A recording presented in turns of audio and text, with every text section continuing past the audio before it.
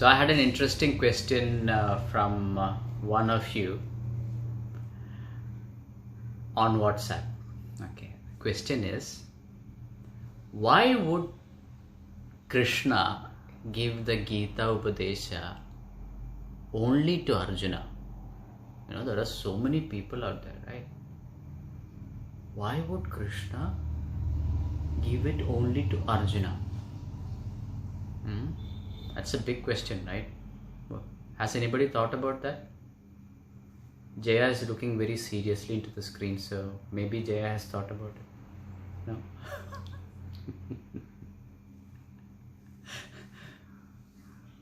Yeah, Jaya is thinking. Chandra. Okay. So my question to you is that, we are listening to all the satsang and spiritual talks, discussions rather. Right? It's not much of a talk, it's a discussion. So what you hear in this, who will you impart this knowledge to? Right? Who will you impart this knowledge to? Have you thought about this? Right?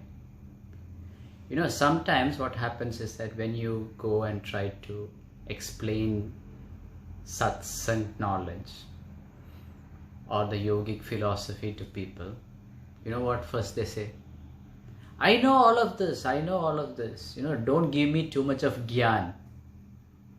Right? I know all of this, don't give me too much of gyan. I know how to do things. Right? I think my way is better, so you don't give me all this gyan.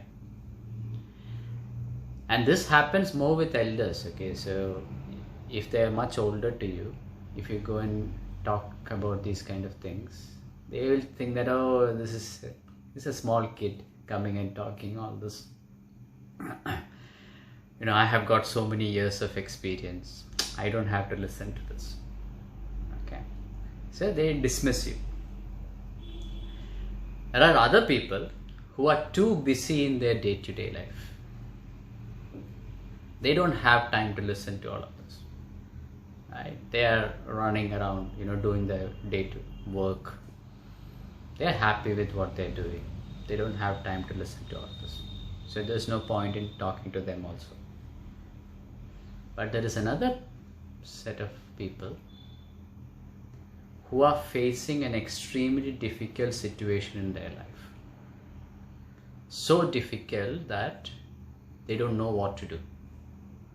They're totally confused. They are probably in a moral dilemma.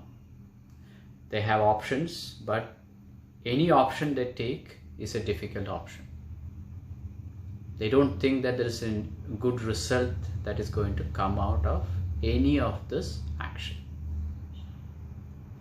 Those people are more amenable to understanding the yogic philosophy or philosophy which Krishna had to impart.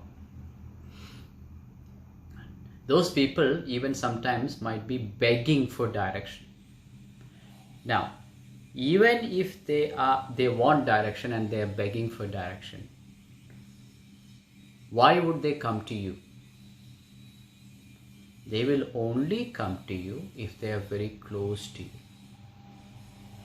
if they trust you, if they respect you. If you are just another person on the road, they are not going to come and give all their problems to you. Right? They should be close, probably good friends. They should trust you. They should respect you. And then they will come and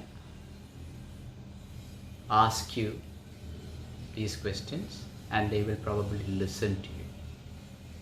Now, during the Kurukshetra battlefield, Arjuna and Krishna was like that.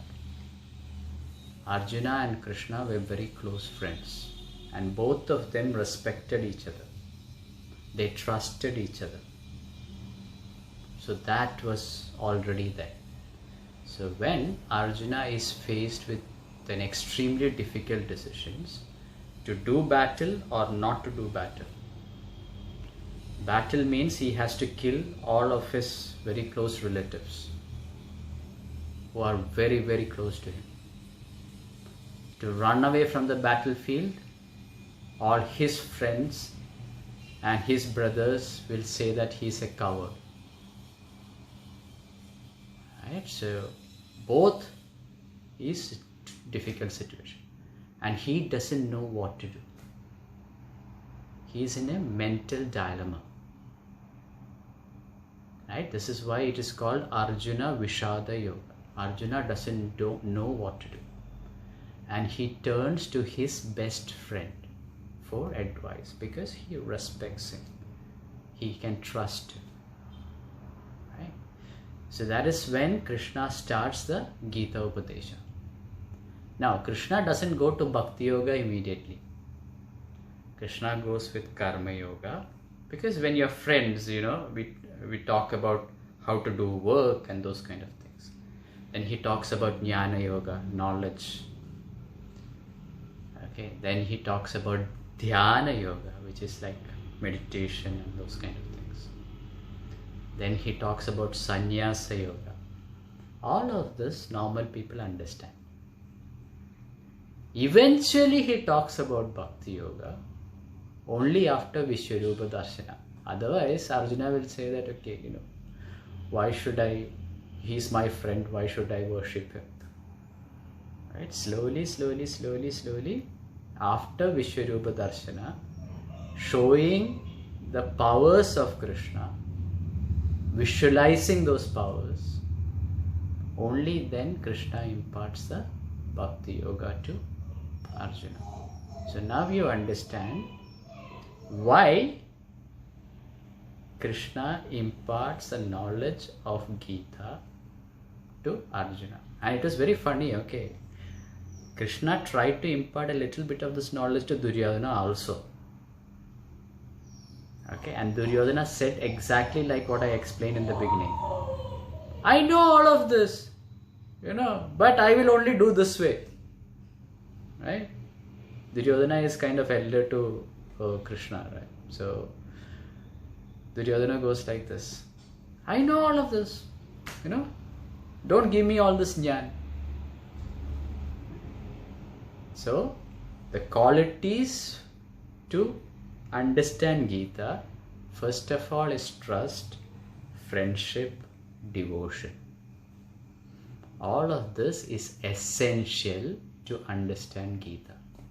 If you don't have this, you cannot understand Gita. And Arjuna had all of this.